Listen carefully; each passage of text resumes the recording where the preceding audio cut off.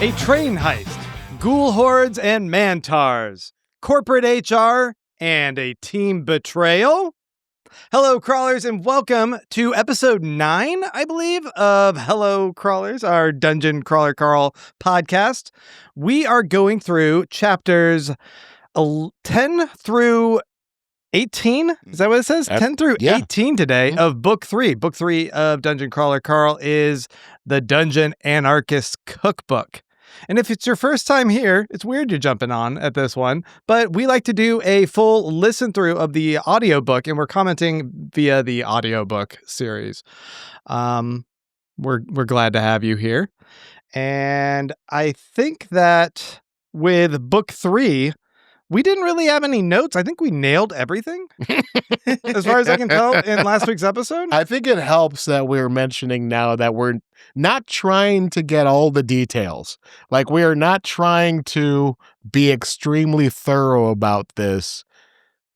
Oh, we're being thorough. Oh, We're being more I love that you think your little caveat is going to keep people from commenting on the fact that we missed we're something. being more thorough than we should be. Yeah, but we're also going to leave a lot of stuff out. So. We're gonna miss stuff, but that's okay. I think that y'all's passion for correcting us shows that you're listening and you're interested, so that's fine. I'll take it. We want to say up top that we have a Patreon. It's patreon.com/hellocrawlers, and we've been getting a lot of you guys joining in there recently. And in fact, we got our very first Patreon at the tier of Death Watch Extreme Dungeon Mayhem. Wait, what? Yep. Someone joined in at Death Watch Extreme Dungeon Mayhem. So, glurp glurp to Aldo Neko. We're extremely excited, and at the end of this episode, we got a surprise for you, buddy. Wait, I don't even know what this surprise is. It's a surprise for us, too, because this is the first I hear of it. Also, I didn't know you were going to say glurp glurp at a person, and that was a little much for me. But cool, man. So, in this episode, we're going to be discussing, like I said, chapters 10 through 18. This is kind of going more into the inner workings of the Iron Tangle, and we got, like I said, some train heists and some blowing up trains and messing with Hecla messing with the body of Katya. Cool stuff happens here. Yeah, a little bit of body horror. A little bit of body horror, a little Cronenberg. Mm-hmm. Martin, let's toss it over to you. What did you think? So with this book, these chapters, I found them to be some of the most difficult for me, in as much as there's so much mechanics and with the train in and out. And it occurred to me, it's like, oh, I haven't rode a train in almost 40 years. So back in your boxcar days, yeah, going from hobo jungle to hobo jungle. He can still play the banjo though. Harmonica, my friend. Mouth harp, yeah, yeah. But no, it's just the kind of thing where I didn't have a visual reference for everything. There's a lot of trains going back and forth. I didn't realize there's different types of trains too. There's like an old timey. One with like the boxes with like stuff on top. Yeah. The old, you got the old freight trains, and you got subways, and then there's maglev trains. Yeah, maglev trains, and then you got stuff like Amtrak. That's for not commuters, but just passengers. There's a certain demographic that is very excited about this book. I'm gonna say they're in train heaven right here. Yeah, so. All the character stuff I'm totally into, and then all the mechanic stuff with, I got to do this on this track and do this, and we're at this station, and just trying to picture it, get a visual image was tough. Yeah. And there's a whole lot with the trains and the switching of the tracks and stuff above and below. So these 9 chapters were a bit of a struggle for me. Yeah, I think trying to visualize how a lot of these things get described is hard for me. In fact, I did a lot of re-listening to certain passages just to try and be like, okay, like what is it that he's describing? There's a point where he's describing making a landmine, and how this landmine looks. And he's like talking about like, it's kind of like a tire, like these old timey landmines, but then it's a tube later and it's filled with stuff. And I'm like, is it a tube? Is it a tire? What is this? And then I'm like, I'm getting bogged down in like trying to understand visually these details that I don't need that. I just need the gist of like, what's driving the action forward. He's exploding a train so that they can derail it. And even the writer says you don't really need to. At the very beginning of the first chapter, I guess in the foreword of the printed book, he goes on and he says, you don't need to pay attention to all these details. Don't worry about it. Just kind of enjoy the ride. And I do, for the most part, enjoy the ride of this group of chapters, but the ride is really bumpy because it's full of a bunch of stuff that I'm trying to ignore, right? Like there's a lot of stuff, a lot of detail in there that I understand is not for me to care about so much, not for me to understand so much, or to try to decode, or to try to even just sort out in my head, but there it is still, and I'm still having a hard time doing it. But luckily, there's a lot more to these chapters than just that, and there was a lot of fun to be had still. Mm-hmm. Yeah. Right. Oh yeah, for sure. But it makes me feel good to hear that you are having a problem with this also. Because for me, listening to it, I'm like, man, those two dudes are getting it, and I'm falling behind. No, this is the third time I've listened to this book, and I still am like, I don't. Okay. I don't know what's happening. Okay. I don't care. Like, and it's funny because I really like this book. By the time it finishes, I'm like, oh, fuck, this book is great. But each time I listen to it, I have to slog through all this stuff again. I'm like, how did I ever like this book? And by the time I get to the end of it, I'm like, this book is great.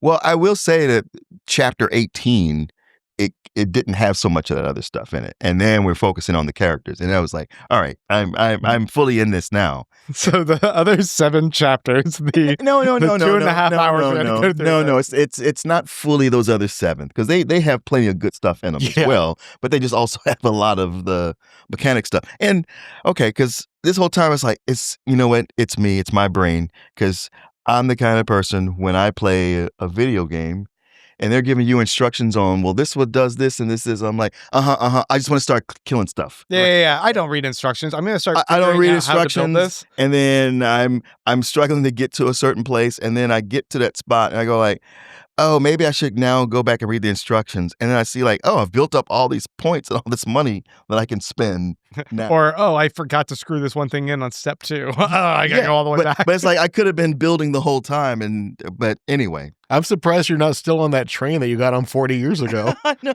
right? All right, so we are about to go through everything linearly, once again, through chapters 10 through 18, but I want to give you a note up top, and I'll give this note at the end of the episode as well, that your homework assignment for next week is going to be chapters 19 all the way through the end of chapter 27. So read through 27, stop right at 28. That's your homework assignment. But let's jump back in, because if you watched last week's episode with us, I kept saying I was very excited about this next sequence, because what I thought was happening was all of a sudden we see Hecla in their room, because that's where this opens up. Carl walks back into their safe room and Hecla's there. And I'm like, what? I don't remember what happens here, but is there like going to be some stuff between them? No, I just totally forgot. Like, Katya was shapeshifting into Hecla, but I was so excited to tell you guys, because I definitely stopped before finding out that was just Katya shapeshifting. So, anyway, Katya's learning to shapeshift, and now she can kind of take the form of Hecla. Yeah. And if she can take the form of Hecla, she could take the form of other people, and it just leaves a window open for some deception. Like, later on, I don't know what's going to happen, but I was like, it's right there. I also like that if she does a better job of it than she can do now, she could use a skill and rename herself on people's HUD as Hecla. People will actually see her as Hecla. Oh, and I missed that detail. Yeah. Because right now she's mimicking Hecla at about 65%, and it still says Katya over her head when a crawler looks at her and gets her info. But if she does it to, I think, like 90% or something, she could actually replace that name with Hecla. That is, that's rife for a lot of fuckery. Yeah, it's a good word for it. Some good Mission Impossible. Uh-huh. shit. There's a lot of good setup going on, and I'm not sure exactly when any of this pays off, but there's a lot of good setup that puts into question other characters, right? Like, there's a lot of shapeshifters and doppelgangers, and Yes. you can't really trust a lot of what you see at first glance. So that's an interesting kind of way to hammer that idea in. It is interesting that we've introduced, like you say, doppelgangers and shapeshifters, and none of that, fuckery, deception has come up yet. Mhm. But those seeds have been planted, so that, and then not focused on, so you kind of forget about it, and they're going to sucker punch you with it later. Yeah. I mean, Matt's done this so many times where he'll introduce something that I'm like, oh, you're doing that, so that can come into play maybe even at the end of the book, like after we've forgotten for a few hours. Maybe 2 books later. Yes, that's really biding your time and just like the confidence that you're going to keep writing more of this story to like plant those seeds like that. And I did mention doppelgangers and shapeshifters and stuff, and don't think I didn't think about you brainworms, because brainworms are also a thing. I'm also looking at you brainworms. Oh, the Valte worms? Yeah, there's also brainworms that can take over the body. Right. Like, there's all sorts of different reasons you can't trust what you're looking at. I think the idea that this world that's been established is it's adventure, it's sci-fi, it's kind of this playful romp, but then occasionally, if it wants to, it can dip its toes into being horror, or I guess it could go into it's done detective stuff, so it could go into spycraft kind of a bit more. It has all those different avenues for how the story could just branch off at any point that he wants to flex his writing muscle and go, yeah, I think I actually want this to be a rom-com. Well, especially maybe not a rom-com. when you have this world that can somewhat mimic Earth with different things. I mean, we had a circus before. Now we're all with trains, and it's like, okay, whatever you decide you want to write, what kind of theme, it can go in here because this world's been set up that way.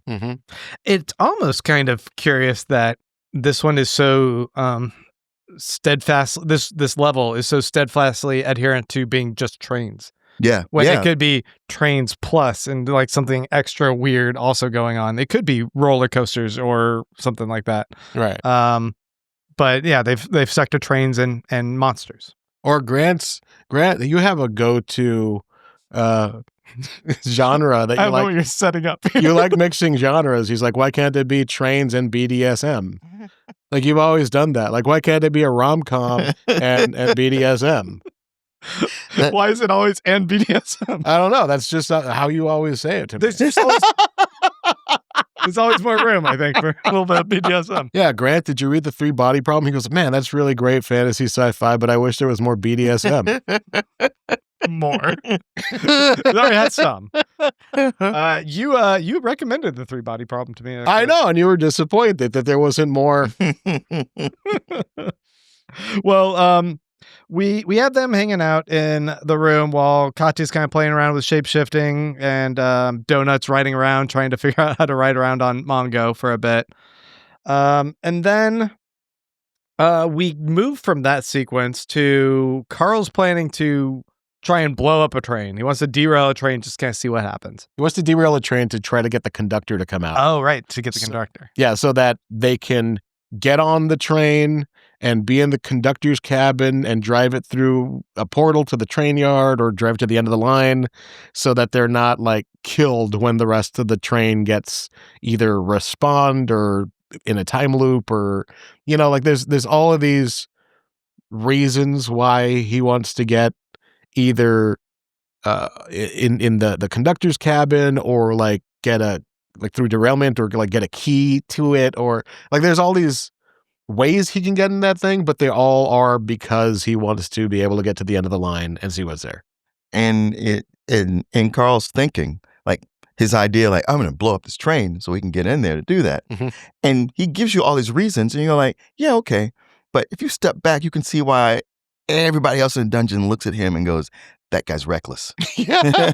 It's like everything, Carl, it doesn't always have to lead with a bomb. And you're like, well, I think it does. One of the details that I really like about this book is every time there's like a big explosion, people get on chat and go, Carl, what the hell are you doing over there? And he's like, that wasn't me. Yeah, but he never saw.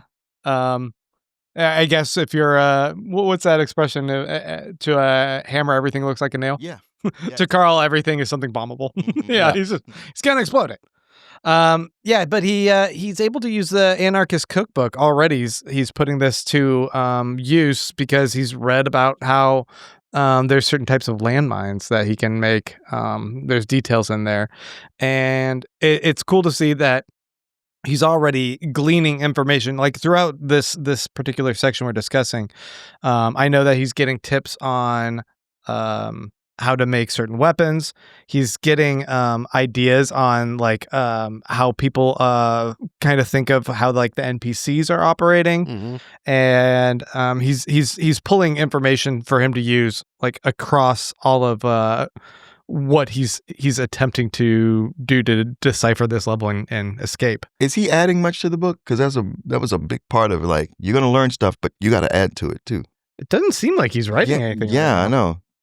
Better get to it a bit, but he did talk about understanding how he could add, because there was some note about like an additional secondary invisible page and how he could write there.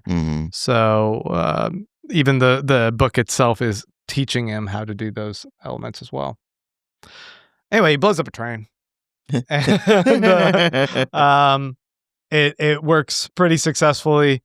The train derails, and he's hoping he doesn't kill the engineer. Wait, is that what the conductor? Conductor, engineer, whatever. Yeah, it's a Mantar.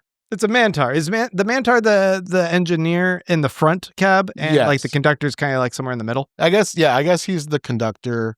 I don't know. Vernon the conductor. He's the guy driving the train. Yeah. But it's a Mantar that comes out, which is a half man, half man. So out of the neck of a shirtless man is another whole upper torso of another man coming out. So it's got like forearms like Goro, but it's just even freakier looking. And the bottom torso, or the bottom half, runs around on all fours like he's pretending to be a horse. Yeah. He's the kind of creature you'd find in Greek mythology. Yeah. That's not the gods. It's all these other things with except for 1,000 eyes. Except for this guy's like a butt rock man-o-war. Okay, there's a band that I'm not embarrassed at all being a huge fan of when I was like 16 years old, but they are the worst band ever. Man-o-war. I can't say they're the worst band ever because I still like them. They're terrible, but I love them. Man-o-war is this like D&D players metal band, like they elf rock kind of thing. Well, yeah, but it's more metal. They sing cheesy metal songs about fighting dragons and shit. Oh, okay. Yeah, we're gonna go into battle, and Rush or Avantasia, but more, I guess, more heavy. Yeah, their albums are like Kings of Metal, Triumph of Steel. It's all just dumb stuff. Is it all a put on? Is it a joke band, or they're serious about that? Grant, I want you to find I'll send you a picture of Man-o-war, and you could put that up with the episode. Okay. But I think they're serious, but wow. Okay. Yeah. A lot of the lines that Gorgore the Mantar says are Man-o-war lyrics. Is Gorgore part of Man-o-war? No, but he'll say stuff like hail and kill.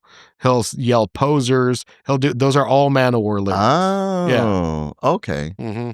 Wow. I think that there's a picture on the cover of either the book or the audiobook of Gorgore the Mantar.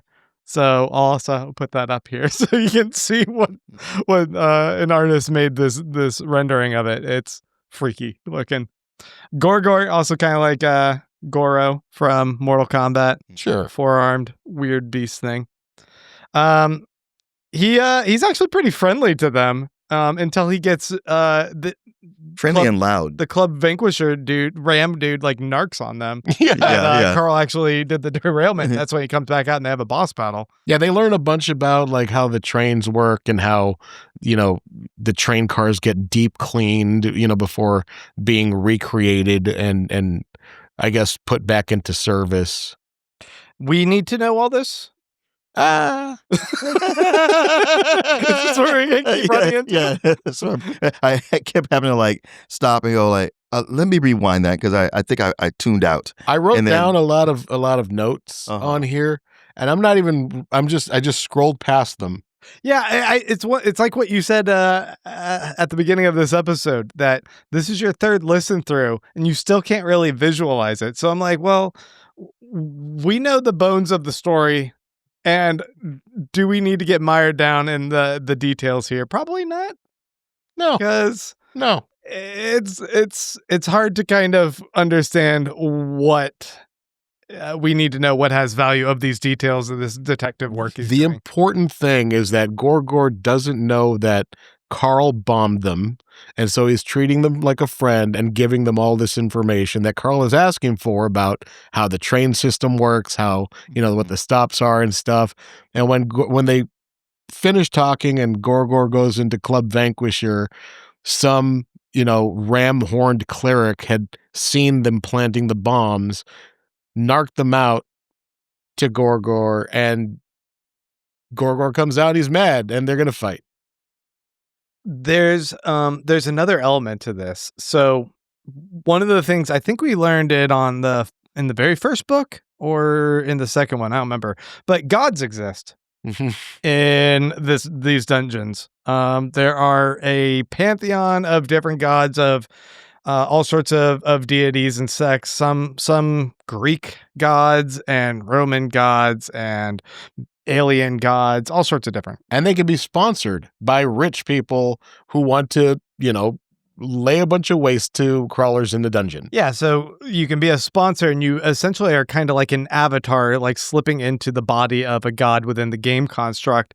I think you're relatively safe even if the god dies in that instance. I'm not sure how that works. The people that sponsor gods are also kind of immortal in this situation.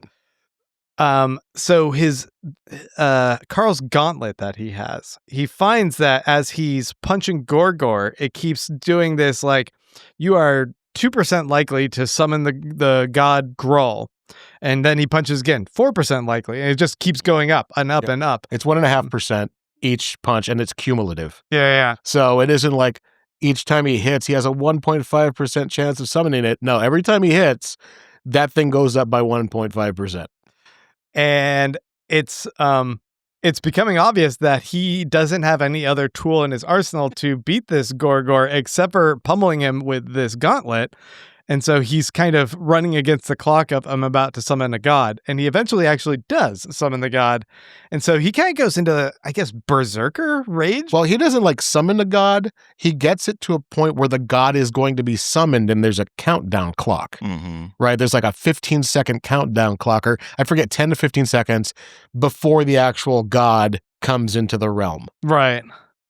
Yeah. And so he goes full on berserker and just starts beating the fuck out of the Gorgore. I mean, at that point, you're like, what else can he do? Yeah. I need to kill him or else there will be a god here and everybody's going to die. Yeah. I think the looming specter of the god is, it reminds me of the scene. Is it I guess it's in the second book, the scene early on where he becomes a primal. Mm-hmm. And then he sees the glimpse of another primal from like the 12th floor flying through the air and about to fight this stadium-sized massive creature, borough boss or city boss, whatever it was. Mm-hmm. And it just like the scale of that still isn't whatever the scary power of a god is, I think. And the funny thing is that Carl looked at that going, I have no idea how that can escalate to that in like by floor 10. That sounds insane. Here he is on floor 4 And, and he's up against the prospect of a god spawning into his area. Yeah. So when you guys are reading this, are you hoping that the god shows up, or are you hoping that he completes his mission in time? I was too busy saying, "Oh shit." Yeah. I don't know. It's just so often when something like that is set up in fiction, movie, TV, whatever, you're kind of hoping like, well, let's see this thing come. What's going to happen next? But I found myself like, come on, Carl, get it. Don't let this happen.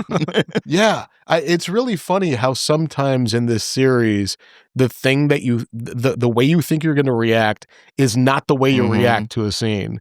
And it really speaks to how well this writer can get his hooks into your brain. Yeah, it's where you toggle between, am I rooting for story or am I rooting for character? Right. And once you're like so invested in your characters that you care that deeply about them, they're precious and you don't want them to get hurt. Right. Like, Matt, don't hurt Donut. Don't hurt Carl. Especially when these characters started out as like one-dimensional archetypes in the first book. Yeah. For a good portion of that first book, I remember Martin saying, I don't know anything about these people. We're like halfway done. And where is this going? And yeah, like that's kind of where we started. But here we are now going, God, I hope he makes it through this. Like, man, I hope this god doesn't spawn right in his face. So after they defeat Gorgore, they I don't remember like what prizes they might get, but I do know that they get sponsored. And Carl finds out he's sponsored by the Valte Corporation, which this is us reminding you who the Valte Corporation is.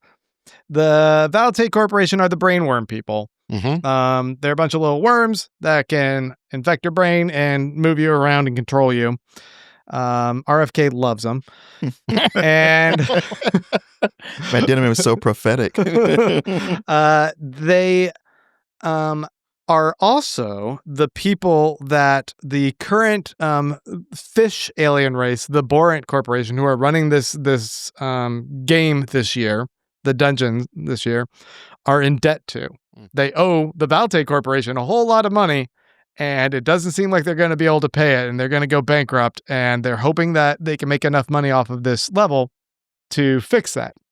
So the idea that the Valte Corporation is sponsoring Carl, like one of the top crawlers, is them probably trying to mess with Borant. Oh, yeah. And I would think that puts a bigger target on Carl from Borant's perspective, but now he has these warring factions where this other really big player is putting a lot of money toward him. I do like that something as, for us, kind of inconsequential and detail-oriented, like, oh, the sponsor of this person, and then you read who the sponsor is, and you go, oh, shit. It's a little bit of a, damn. Yeah. He's an official pawn in the game, a game that he doesn't want to be any part of. And it's like, well, it will help, at least for a bit, but also, well, too bad what you think. You're already in it. So it's going to be a matter of Carl adjusting to that and deciding, okay, how do I work this in my favor? Well, to make it even more interesting, Donut's now sponsored by Princess Donatia, and we were discussing like 3 episodes back during book 2, the assassination sequence that happened on Ripper Wonton show, where they were trying to kill Carl and Donut, and they ended up killing the brainworm singer lady. Yeah, Manasa. And you were talking about like there's something kind of fishy about that whole thing, like who might have been the power players there. Now Donatia, one of the people that was there during that assassination attempt, is a sponsor. So was she upset about Manasa? Is it like, was she planning to get them killed, or like what's going on there? I don't know if she could be another person that is also invested. That's a little more deeper than what I thought. Yeah, wasn't she? Because she was the most upset about Manasa. Right. Yeah. But maybe her all of a sudden becoming a sponsor too feels a little bit too close to home. Well, or she's just, she wants revenge. Or she's taken with Donut. Didn't the prism weren't they the ones that destroyed the ship that, who was it? See, like there's so much. Oh, destroyed the Maestro's ship after he shot the thing? Yeah. No, I think that was Valte. Was that Valte? I thought Valte came in and just took him out, but maybe not. I know that someone will correct us. Yeah, somebody please correct us. But I know that Donadia came out very strongly and made a statement against the assassination attempt. It is so funny that we can be just talking about the complexity of the train lines and figuring out this puzzle, and then be full Game of Thrones. Here are these different competing power player factions that are undercutting each other, and who's the puppet master and who's not. Yeah. He's packed the book with a lot of these things. Yeah, it's a continual stepping back and expanding the scope of this world. That's just impressive that Matt keeps doing in a way that it's not just a sudden dump of it, but it's enough that we can kind of step back and go, okay, wait, what does this all mean? You guys kind of skipped over one of my favorite details of this section. The fact that Gorgore speaks loudly like a wrestler doing a promo. And when Donut says, this guy's annoying, and Carl tells her yeah, now you know how I feel. And her response is, it's not the same. And now you know how I feel when you type in all caps. Yeah. That's different, Carl.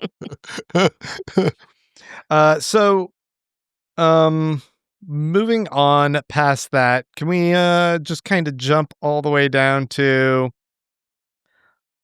Where should we jump to? Well, no, we shouldn't jump to anywhere, because there's a really important thing that happens, which is Katya, during the fight with Gorgore, gets her fingers chopped off. Oh, right.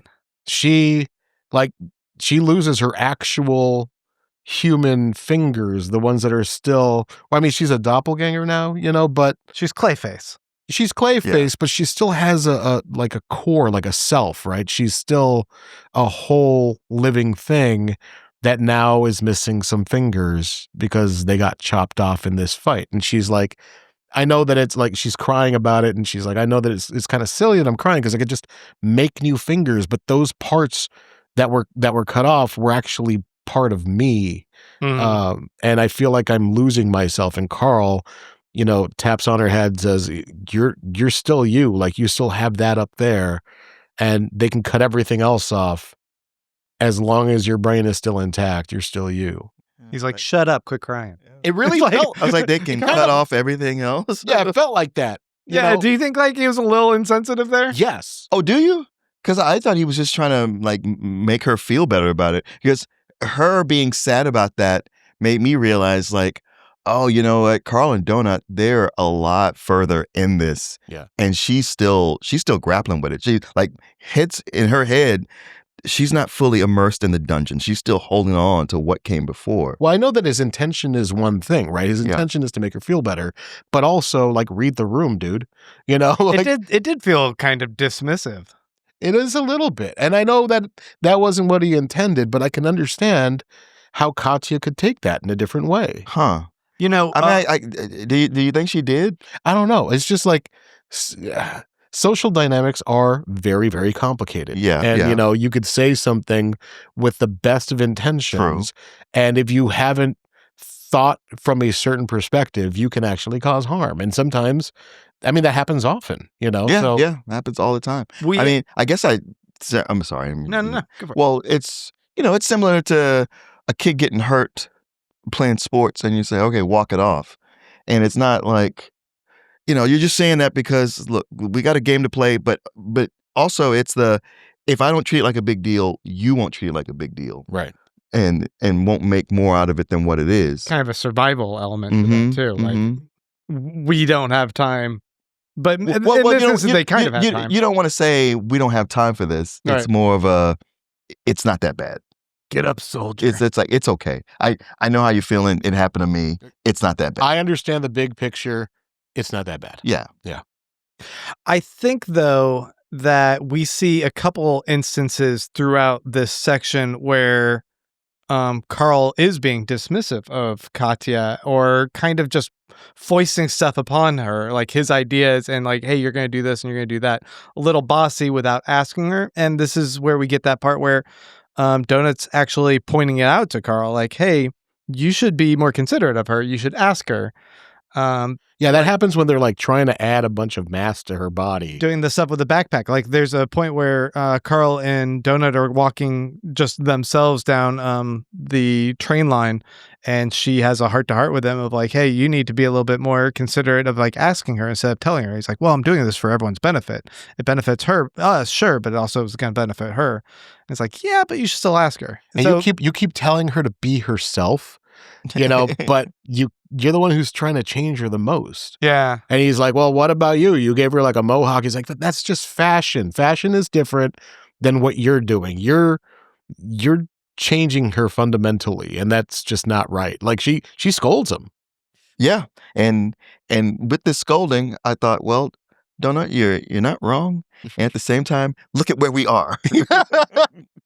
It's also like this could just be a silly fun adventure book, but it's also full of like, really considered social dynamics and like being conscious of people's feelings even at a time where maybe you shouldn't have to because you're just trying to survive.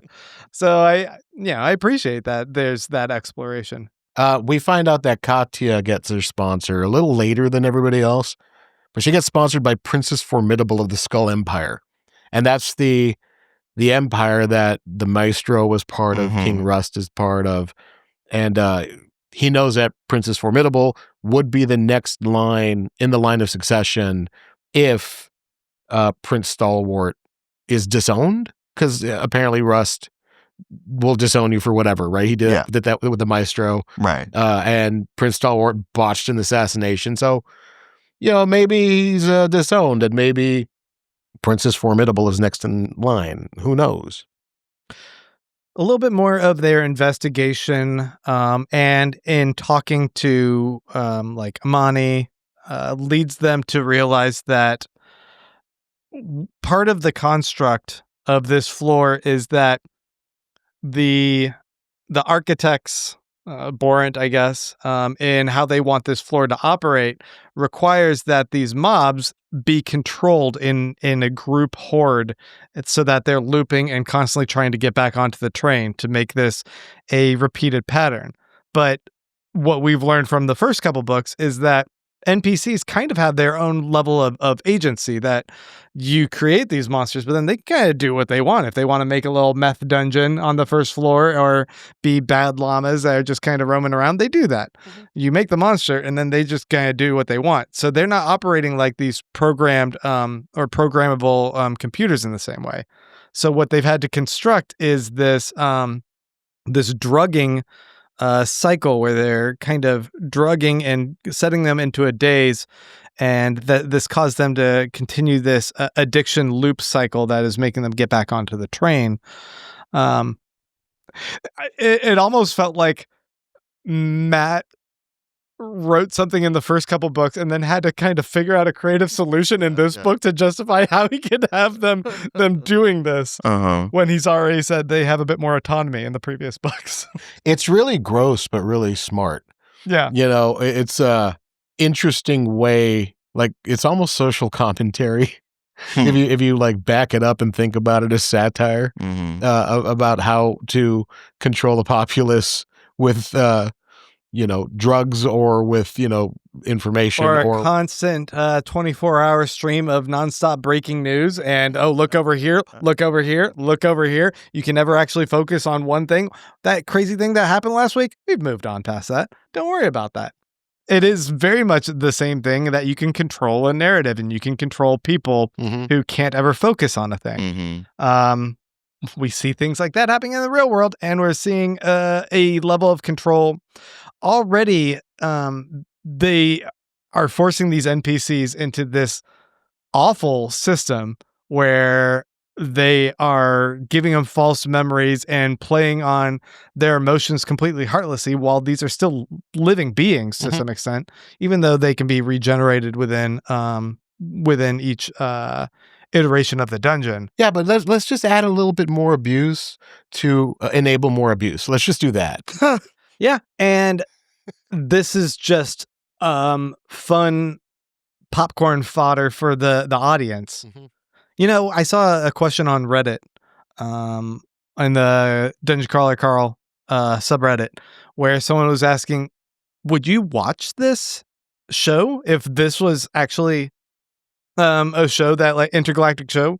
Would we be watching this? I was kind of curious what you guys think. I don't think so. Just the nature of what I watch now.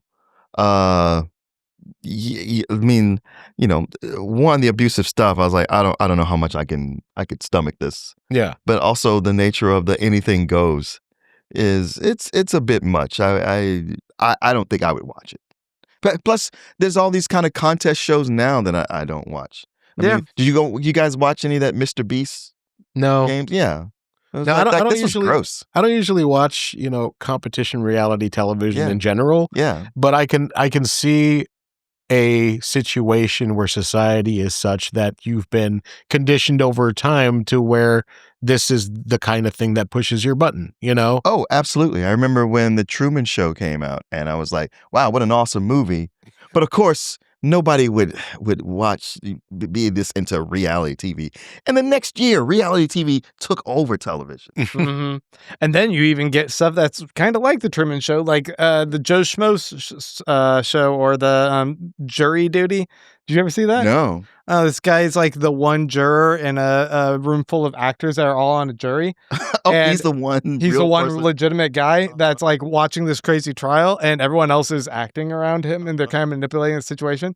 Turns out the guy's just like a genuine, earnest, really kind guy. And everyone's trying to get him to like agree with these like really messed up stuff, but he doesn't do it. He's like, it's kind of a heartwarming thing, but the underlying element of like, we've moved past the Rubicon. We're fully like manipulating people in like any of these reality shows you watch that are like on E! Or they're all manufactured drama. There's so much level of fakery, not just the people on the camera, but to those people, like how the editors cut it. It's all a lie. Yeah, I think the people that are like, yeah, I would totally watch that, are kind of missing the point of the book.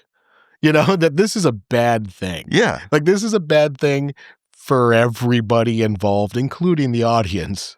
Yeah. It's probably an element of pacifying the people too. Like, there's that point in the last book where Carl's like trying to call people to action of like, maybe if your government is like the Skull Empire, like being shitty to all of you, you should rise up and demand something better.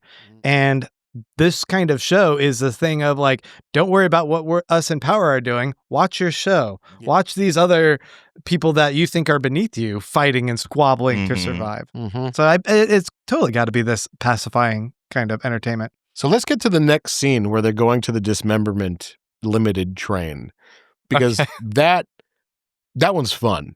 Because there's that they see the conductor in there, and he looks like he's wearing like a poncho and like loose fitting garments and stuff, and they find out, oh no, that's just his skin, his rag outfit. Oh, right. Because he's a flesher, he's a hobgoblin skeleton with somebody else's skin magically bonded to him as a new kind of mob, this symbiote. Right. This has one of the coolest scenes. I remember before reading this, you getting so giddy that I was about to read this, and you're like, "Hey, have you gotten to the scene where they're on the train with like the kind of raggedy guy?" And I was like, "What are you talking about?" And you're like, "Never mind. I'll talk to you next week." Because it's so abrupt and so funny, man. Like they're just on this thing, and they're getting attacked by all these pelts, and then there's a war mage who is like, war mage sounds terrifying. Like that saying there's a war mage nearby.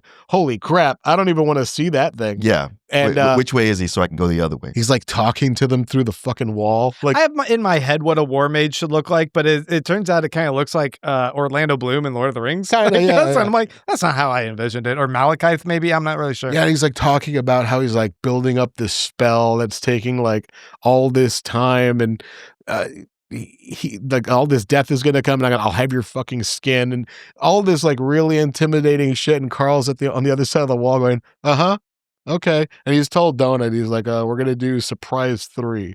And Katya's like, we haven't even practiced that. Like, we can't practice that. So he's like, yeah, I'm going to do this. He's like, uh-huh.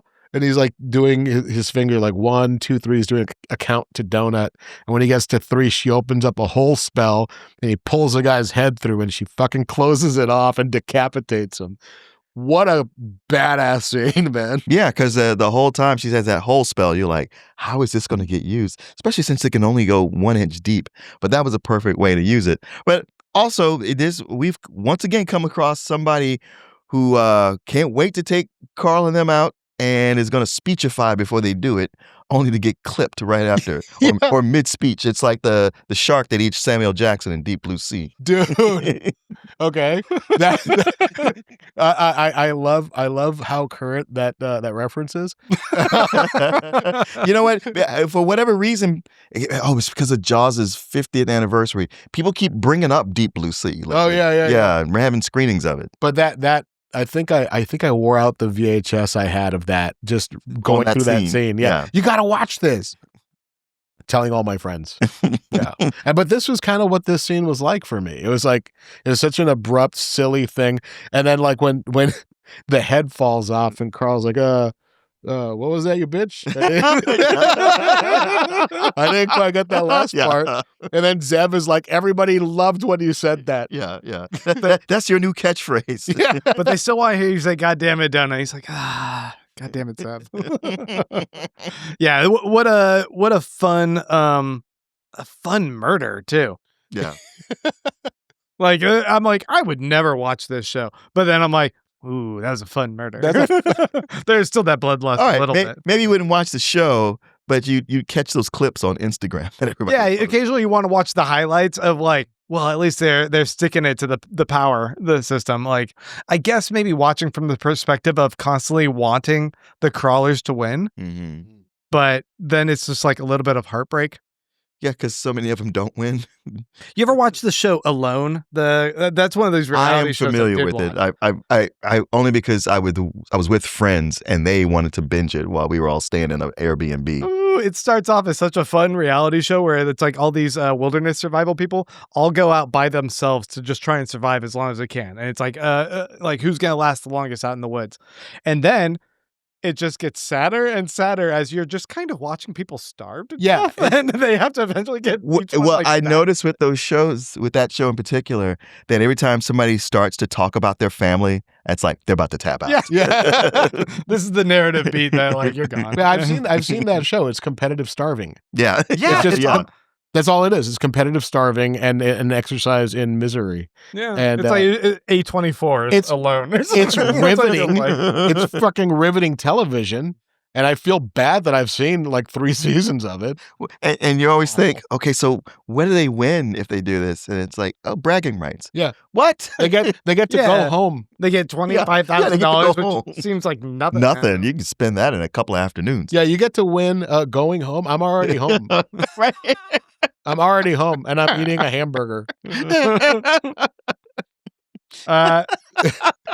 So after that, they go back to their safe room, to their personal space, and Carl has read some stuff in the cookbook about making equipable items, because Katya, she can like add to her mass if she wears something, right? If she equips some kind of wearable, like a helmet or armor or whatever. And Carl was reading in the cookbook about how, if you equip a backpack, you can take things out of it in your inventory, put things back in. And Carl's like, I wonder if I can make a backpack.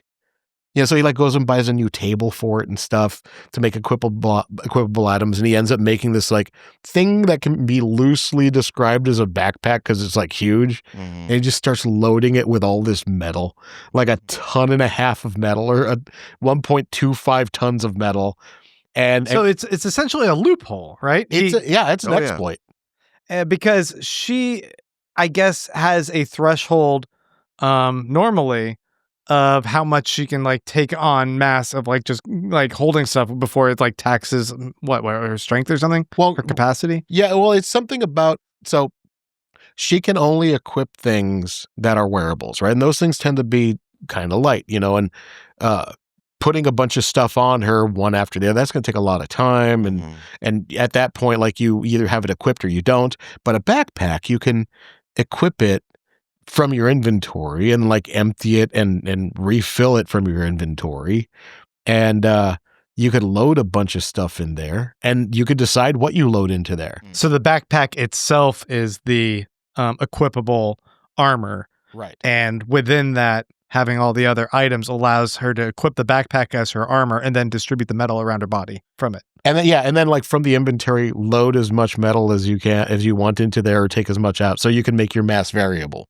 This is such a weird, like we were talking about body horror Cronenberg kind of sequence here. Because she's like deforming into this clay face kind of puddle, and then in order to get it into her inventory or to get it equipped, she has to be able to like support the weight of it. So it's like 1.25 tons of stuff.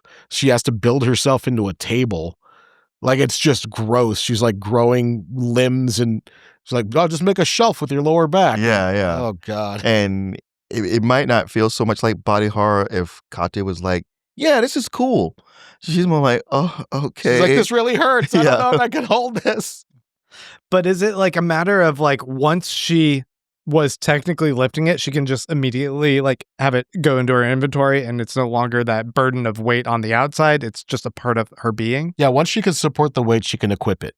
Yeah. And then once she can equip it, she can like incorporate that into her body and also bring it into her inventory and load it and unload it and stuff.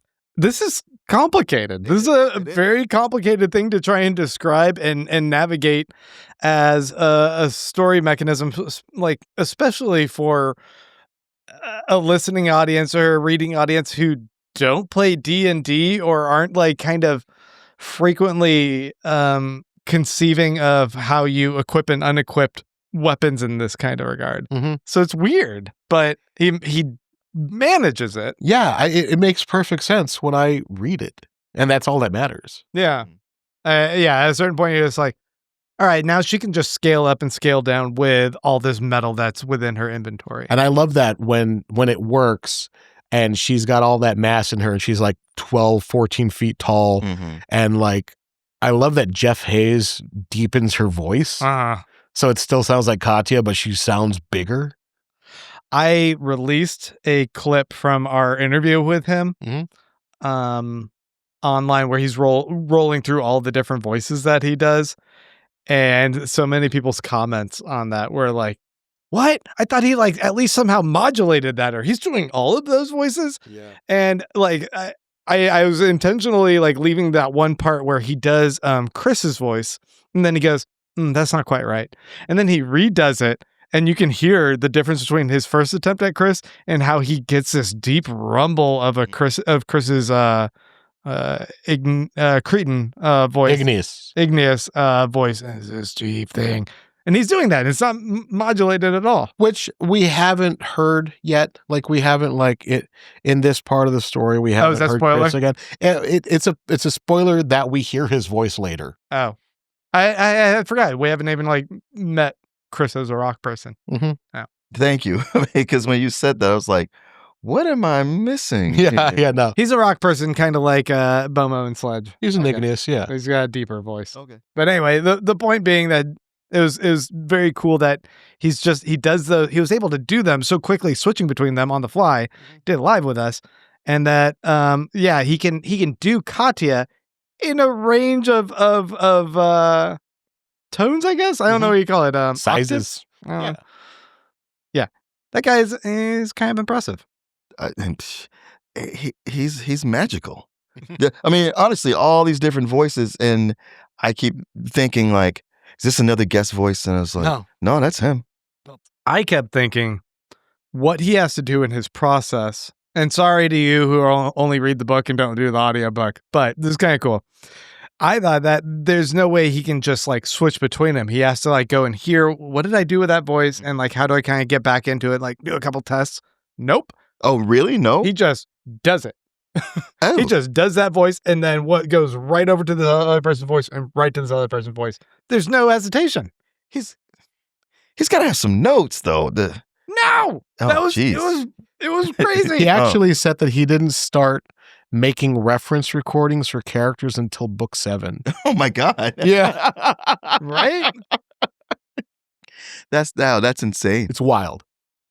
All right, so where are we at now? So she equips his backpack. She's a massive monster. She even switches into looking like a 8-foot Hecla at one point again, like even just bigger, and it's like more Hecla in scale size.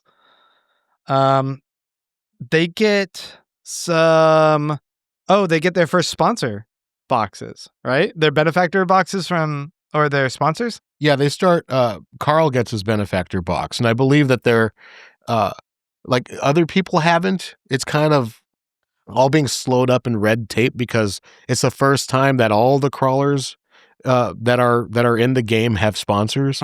So there's like a ton to sift through, and there's a big queue of that. But he realizes he's been put on priority to get his. Yes. Because they paid the extra fee. Yeah, and the thing that he gets from the Valte is a little pill that he first thinks, oh, that's a brainworm. But it's a neural enhancer that lets him identify and analyze subspace portals. It sounds so weird. It's so cool, though. He can look at a door, if it's a magical door, and see where it goes. Yeah. I like that he can click a button and see what's on the other side of each door, so he's not just walking into the unknown through any sort of portal. He also gets like all this information, like is it compatible with your morphology? Yes or no? Is it like safe over there? Like there's a lot of cool info that he gets and a screenshot.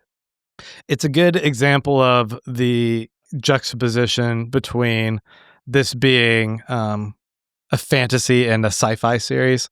Because sometimes I'm like, they're like, roaming dungeons and there's orcs and minotaurs. And then there's subspace portals and like data of like how you traverse these wormholes within the center of the earth that are going on here. Yeah.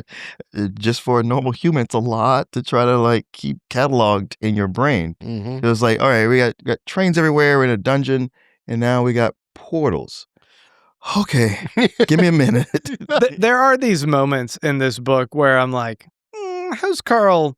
What is the superhumanness of Carl that he just kind of adapts to all these crazy things so quickly and just kind of like incorporates like, oh, okay, now I know to move to this tab in my menu to kind of make the notes over here, and then I can catalog all of my inventory over here. I can move these into this part and partition over here, and then now I have the portal thing and I can read and like how are you doing all of these things at the same time while you're also strategizing and making weapons? It's because he's our protagonist and we just have to accept that. This guy can do everything. Is it sometimes kind of ridiculous that this one man can do everything? Shut up. Enjoy it. Maybe it is, but it's kind of like crazy, right? Yeah. No, I was saying this, I think with the last episode or the one where I was like, is Carl and Mary Sue just that he's so competent at all this stuff that's being thrown at him, these wild things that are being suddenly thrown at him, where I'm like, this is great. And I'm glad we have him to move us through it. But just putting myself in those shoes, I was like, there's so much here that even if I'm trying to roll with it, I need some time to wrap my head around everything that's going on. We're going to need a few more fuck ups from you, Carl, just to kind of balance the scales. Yeah, if people ask me, like, how far would you go on this dungeon? Like, what floor do you think you'd make it to? I probably would have fallen down the stairs into the first floor and died. Yeah. Yeah. Or, hey, perhaps surviving that fall got totally freaked out with whatever else they threw at you. Yeah. And like, I can't do this. I'm sorry. Hey, can we pause this? This also had me have another question of like, when Carl reads these like tooltips from the AI, like a description of a creature or something, does time slow down for that? Do you guys know, like, if they noted that or something? Because they don't note it, but I feel like either it has to or his brain just works super fast. Yeah, because I am a person, a simpleton listening to these audiobooks, and I have to listen and then re-listen and then re-listen. I'm like, you got that on the first take while you're in the heat of battle and something's coming after you? I still I have nothing else going on, and I still have to re-listen to these. If somebody's making the closed captions for this, like a fan is doing closed captioning for this, be sure to bold and underline simpleton when he describes himself as that. Simpleton. Well, even when you play a video game and you get one of those descriptions, it pauses while you read that, and you have to click X to keep Which going. is why I started thinking maybe that's part of the construct that time slows, and maybe they mentioned that at one point, and I just don't remember, because how's he going into battle, and he also has the time to read what is a mantar as he's attacking him or whatever. Yeah, no, I don't think time slows. It would have to slow for everybody else. That would be a clusterfuck. It would. I don't know. Okay, where are we at then? 6 days to collapse. They go to the Desperado Club for a little bit. 5 days till Mordecai comes back? Yes, go figure, right? Bomo, one of the protectors that they hired, one of the bodyguards the rock people at the club? Yeah, he bought a magic protection spell to protect Donut, and he casts it as soon as she comes in. Just a really sweet gesture. Mm-hmm. Aw, you can save someone's life, and they owe you a life debt now. And the reason that they go to the Desperado Club is because Carl thinks it's a good idea to now start pooling information with other people, and he gets everybody in the Desperado Club to fist bump with him and join his chat list. I thought that was such an impulse decision, actually, in how that was written. It was like he was there hanging out, and he was like, all these people want to talk to me, just leave me alone. But it's like, oh wait, there's an opportunity here. I should actually try and connect with these people. So on a whim, he's like, hey, wait, I'm hey everyone, we should all be in each other's chat. We should have the access to that. Yeah, either way, real smart thing. Yeah, because that comes in handy when you have such a crazy and convoluted level that maybe the one person who figures it out should just tell everyone else, because what are you doing here? Yeah. No, it is smart to network and have information coming from all the sources. Mm-hmm. So is that but there's always a downside to that. How does that work on a chat network? You everyone that you fist bump with is in your chat network. So if he says something to them, do they have to all repeat out to their continuing bubbles of influence? Only the people that should I not be concerned with this? Don't be concerned with it. Only the people that fist bump with you are on your chat list. You literally just get on each other's list. I guess, but then it's hey, keep chatting this out to everyone that you know now that I've said this. Yeah. There's got to be a ripple effect, which got to be annoying. It's got to be something more efficient there. Fire Brandy. So this is where they decide that they're going to try and what was the they wanted to get on one train, and it doesn't work out for them because it's this shitty boxcar train that's going too slow for him to use his protective shell on. So they're like, okay, let's go try the Nightmare Express. But in order, he does the same awesome sequence where he does the protective shell on a train, and it goes through the whole thing and just slaughters everything that's on the train. Mm-hmm. And he goes up tons of levels. Yeah. As a result, the train ends up hitting him because he's also killed the conductor. So kind of a fuck up there.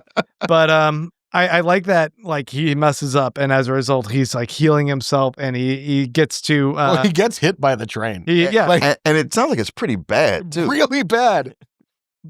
But he survives through it. But in part, he said that it hit his invulnerable feet first. And that's part of what helped him survive. That sounds like such a bullshit. I know. Bullshit cop out. Oh, good thing my feet were invulnerable. Otherwise, but Matt, we accept it. Yeah, I'm in. Yeah.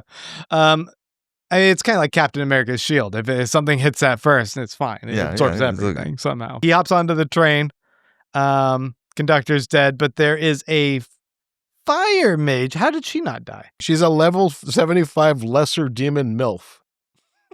Okay. I'm not. I don't know why that last part had to be in there, but She's okay. a Sheol demon who, Because they've still got to be that edgy joke kind of thing. I guess. Yeah, so. From the AI. yeah, remember Limp Richard? No, we don't know. So Firebrandy is she's powering the train essentially. She's in the furnace, and she's a demon that is just making fire, and also 18,000 babies across her 60-day labor cycle. Like she's delivering a new or giving birth every 5 minutes. Something There's like a that. new baby. Yeah. And only like 1 in 10,000 are viable, and she has 2 babies in there already. It's kind of fucked. Yeah. It's gross. Yeah, it's so gross. But it was kind of fun to imagine a charcoal briquette baby. There's something kawaii, a little cutesy about this. We all walk our different paths to the story.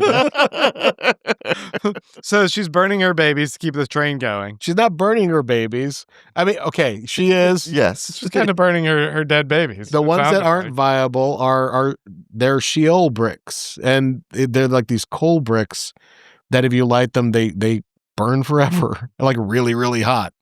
Okay. So she's burning her babies. Okay, yeah. Um, But she teaches Carl how to control the train. yeah. Like, here's how you drive the train, and he does. And what was the AI gives him an achievement. He's like, your achievement is a train keeps rolling. Holy shit, you're driving a train. Well, that's reward enough. Yeah, it's great. I think that there's a little bit more to kind of explore with the tragic exploitation of Firebrandy, that she's her pregnancy's this further exploit for value of narrative, and she's talking about like the kids she's trying to like cling on to while she's still trying to navigate driving this train, Powering the train. Yeah. powering the train. And that comes back into play when we meet Madison from HR, who's like trying to fire her. Oh, It's like, God. you have no authority here. hmm It becomes a fun corporate thing later. It does. It does. I loved her saying, you people in HR think you run everything, and you don't. Just because you hire and fire, you're being told to do that. Yeah. You don't have any actual power. Did you feel like kind of like, fuck you, Toby, from The Office? Yes. But either way, I'm really glad that they got a scene in the book that nearly everybody could identify with. It's just the HR. dealing with HR, Yeah. corporate America. So he's regained the train, he's able to go and explore the end of the tunnel line. He hops out at like, what is it, stop 485 or something? I don't remember what it was. He hops out there and finds that what's happening is like all of the trains are detaching everything except for the first train car, and all of that is just kind of going into this rubble landfill in this massive train landfill, I guess. It's an abyss. Yeah. Yeah. With a fire at the base of it. So everything's just dropping and burning. And this is, I believe, where he looks at the portal and realizes that the things that can get you through the portal back to the train station at like the beginning of the whole construct is either a conductor's key or that conductor's hat, which is the first thing every single one of them gets in the very first chapter. They spawned into the level with the key to get out of it. Yeah. And when he relays that information, he starts finding that a lot of people were selling their hats. Yeah. So they don't have a key to even get out of this, because there was a lot of money being offered for these, because that's more of the system trying to screw them over. And through this whole thing, he's had constant communication with like Ellie and Imani, who are going and finding out their own own parts of the puzzle. Also Batista, who has got a big group of like 400 other crawlers with him doing this. And he's like, oh, half of the people I'm with sold their hats, so. And Carl, of course, is trying to figure out how to save everybody. Yeah. Yeah. Carl, you can't save everybody. He has to keep reminding himself. But he's gonna try. Hero complex. I do like that we have the other teams all being a part of a collaborative effort to figure out this puzzle, because he isn't doing this alone. He's getting tools and tips from Batista, from Amani, from people in the chat that are all adding to the puzzle that allows him to kind of figure out how he can go to the train depot. So this is where he cycles back, right, and picks up Katya and Donut, and then they go back to the end of the line. Right. And they go to this train depot that's like overrun with ghouls. Yeah. That are like the next iteration of the DTs, like they're advanced ghouls in a way. And yeah, it's kind of like the Brindle Grubs in the first book. They are evolving like Pokemon and getting bigger and scarier. And if they die before they've evolved into their second manifestation, they become these kind of semi-mindless ghouls. They're not full-on zombies. They can still kind of talk with each other a little bit, but they're kind of zombie adjacent. And on this floor, that happens. It's triggered when they don't get their drug fix. Yeah. So like that system works until something breaks it. And in this case, a lot of it has to do with like people derailing trains and backing all the trains up that are keeping the system running. It makes all these monsters stronger and scarier. Yeah. I guess the level 2 ones are even scarier. See, this is another area where it starts getting a little bit too complicated, and I'm trying to like figure out all these different bad guy elements at play, because there's crack Karens that are also, I guess, the mechanism for making the drugs. They're making the drugs, yeah. But then there's another creature that is mentioned by Widget, the grease gremlin that they run into. The hairy little grease gremlin. The Cravad, which is this other. The Cravad was. I don't know what it was. The Cravad was mentioned a bunch through the whole floor, through the story, and Carl just assumed it was a boss. But the Cravad is part of HR that is tasked with something really boring. Like it's literally just like teleporting people back to their shift and getting them like mind wiped properly so that they can. She's like a staff person that is charged with like getting the other staff back in to their rotation without asking for like overtime or days off. Yeah. Mandatory overtime, they keep being told. Yeah, and she looks like a big snake lady, like the crowd. There's like several of them. Oh, okay, that's the snake lady. But it isn't like a mob, or isn't like a boss or anything. Do you find us trying to navigate, discuss, and understand this book is more complicated than trying to navigate and understand the story that the Mayor Featherfall, or whatever his name was trying to say at the end of the last book? Yeah. It's also less the technical parts of this story are less fun. But again, I'm really looking forward to the next section. It's the next section that we get into after this group of chapters is so fun. Well, then they get attacked by some baboons. They are able to escape with the help of what was his name? The grease gremlin. Yeah, the grease gremlin who's hitting on Donut. Widget. Yeah. Widget. And as they leave, they pick up Madison, the HR lady. And we learn a little bit more of like how there's a corporate structure as well, because they want to have a commentary on how these systems don't just happen because of one evil person, but how this trickles down, and it is it's an institution, and all of us are at play in making these kind of systems awful. Right. Madison is another kind of broken NPC who is kind of critical in making things worse for people and forcing people to never have time off but have their memories wiped so that they can just keep being they consider it labor, but they're mobs. Right. And there's also like that whole element of Madison. She thinks that there's like all this housing for employees, and she like remembers where she lives, and none of that's actually true. Like they go and to those places and there's nothing there. Like it's all empty buildings and shit. Well, she's like one of these people who's mid-level in charge, who is completely bought into the company line without being critical of it or skeptical or even looking into it. It's just repeating, this is what I'm told.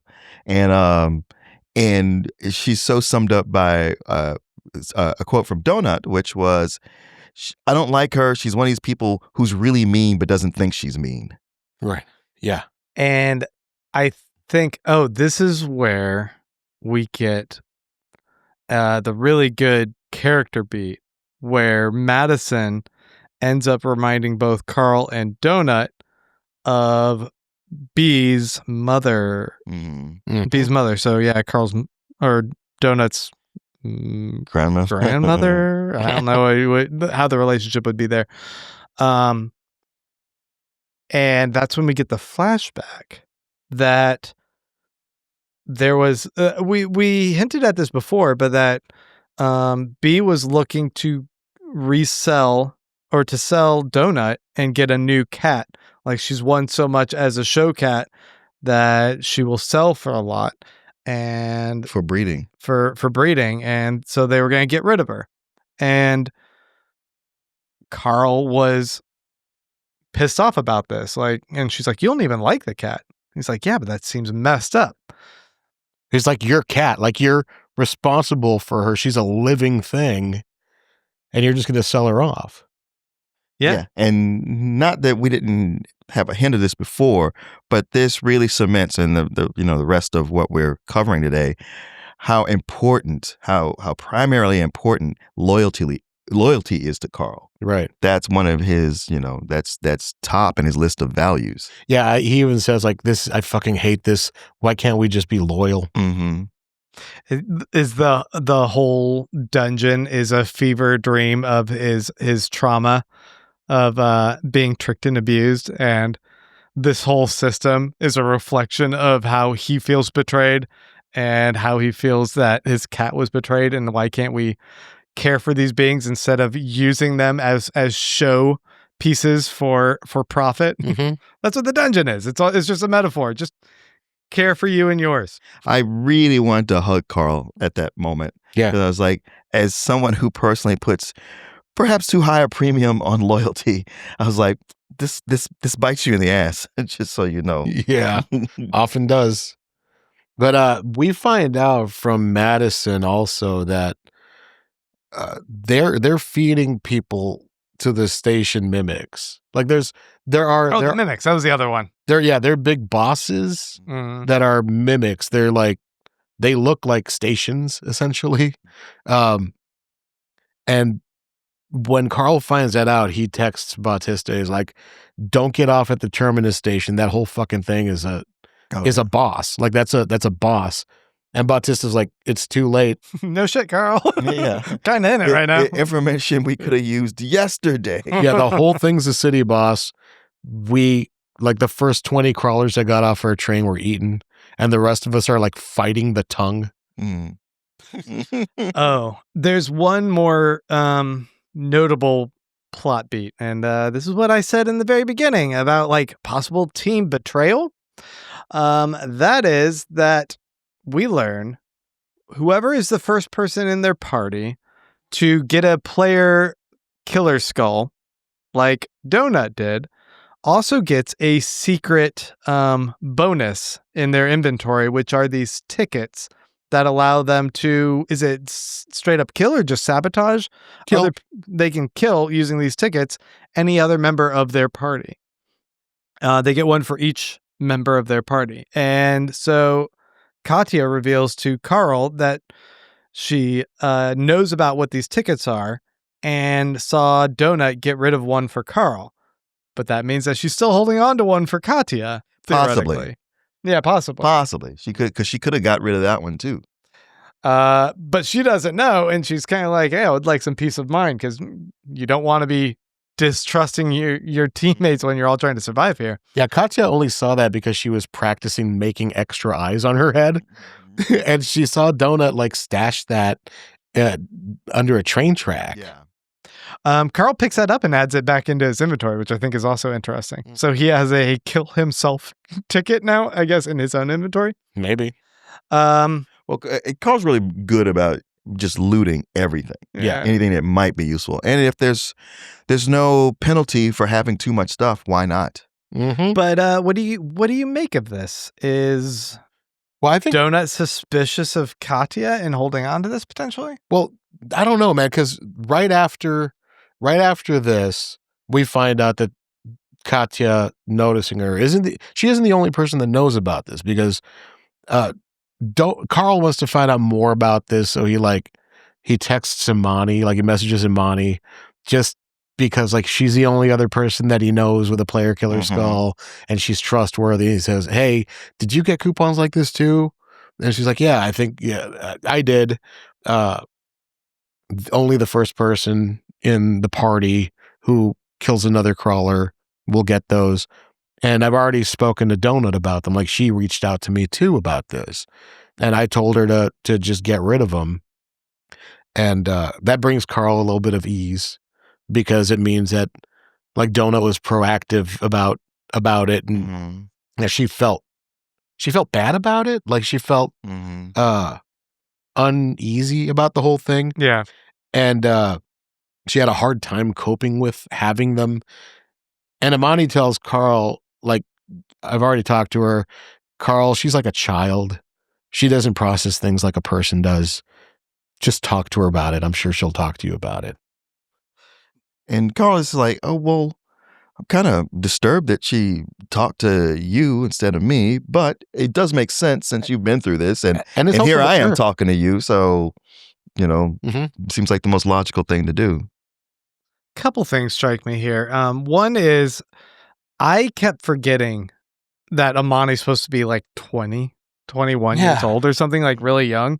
Because I feel like every time she speaks, how she's written, she talks to like someone who's like wise. Yeah. And right. like 40-year-old or something. Yeah. And I think that also is a little bit of a reflection in the voice.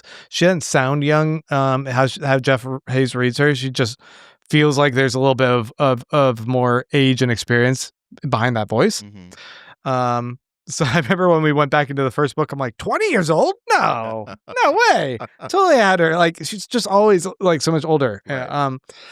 But also I feel like I don't recognize the thing that I keep being told in the book, that Donut is a child. It doesn't read to me so much that she's a child. This is one of those things where I feel like the book is telling me she's something, but I'm not necessarily seeing it. I think that she might be having to figure out how to process certain things that maybe some other people might know a little bit quicker, because she's a cat turned being, speaking being. But I don't know. She doesn't register me as a child in her interactions. I think there's a lot of maturity, a lot of her checking Carl and how he interacts with people like Katya, and like her having a lot of like intelligence and insight into things, but not a lot of wisdom. Remember that. I guess not. But I don't know. That doesn't read to me as a child, though. I don't see like immaturity, I guess, in it so much as maybe a little lack of certain experiences. Contact. I hear what you're saying. Her being described as a child, it really came through in the first couple books. But where she is developed at this point, it doesn't seem so much. She's a lot more sophisticated, and not just because she's on a talk show where they've upped her intelligence, just in general, just even things that she says that makes Carl go, huh? Yeah, you got a point there. I didn't think about that. It's just one of those few instances where I feel like the book's telling me something, but that doesn't seem to coincide with how I have felt about the character up to this point. Okay, fair. She didn't feel like a child, I guess, to me. You disagree? No, I said fair. Oh, I mean, do you think like she reads like a child, I guess? I don't know, man. Like she does at times, and at times she doesn't. And I think that when she does something more sophisticated, Carl almost always will say, "Wow, I'm really surprised. That was very mature of you." You know, so I think we're discovering her complexity as he is. Yeah. Yeah. You know? Yeah. So, And maybe she's more of a precocious child where it does say a lot of things that like, oh, wow, you seem so much more mature than your age. And then we'll turn around and do something right on the wall with crayon. It's just like, okay. yeah, because like maybe not. when the rubber meets the road, she gets scared for Mongo when he runs out of the safe room and she chases him. And Carl knows how dangerous that is, and she's just an emotional mess. You know, stuff like they're like little bits and pieces where she's not like intentionally trying to be like super high and mighty and I'm a princess and all this other stuff. Like when all that stuff gets stripped away, yeah, she's like all scared and she's reckless and she's impulsive and she's, you know, she puts on a good face. But I think that beneath all of that, she's really a child. And she won't stop typing in all caps. No matter how many people tell her to not. Yeah. Yeah. Well, is there any other beats you think we need to hit for today, or is that covered? Well, the big one is the whole thing with Carl and Katya where he's like, I haven't been completely treating her like a member of the team. Right. But I also feel like she's just going to go back to Hecla at any time. It's a real like, because he even's like, why does it have to be so complicated? Because it is a, what do you do? How much do I invest in this person? It would be great to have them on the team. I like them. They bring a lot to it. But how much do I invest in someone who's just going to take off and leave? Does he have abandonment issues? Well, it's not even that. You're like, and when they take off, is it going to be under amicable circumstances or is it going to be with a knife in the back? Yeah. Like how much intel is she feeding to Hecla? Yeah, there's a lot of like distrust there. And for good reason. Yeah. You know, but also the mixed emotion of like, I really like her and I really trust her. And yeah, the story's definitely building to a crescendo with Hecla's team and Carl's The and daughters. how that all shakes out. Yeah. Because, even him asking Katya is like, well, you think, is the daughters only for women? Yeah, you think I could join? Maybe. Would you want to? I don't know, maybe. It's like, man, everybody's hedging. It's like, Yeah, but she's like, everyone kind of thinks you're a little bit reckless, which, fair. Yeah. Dude's blowing stuff up all over the place. Madison, like when they finally got to the housing and stuff. Oh, yeah. And none of that was there.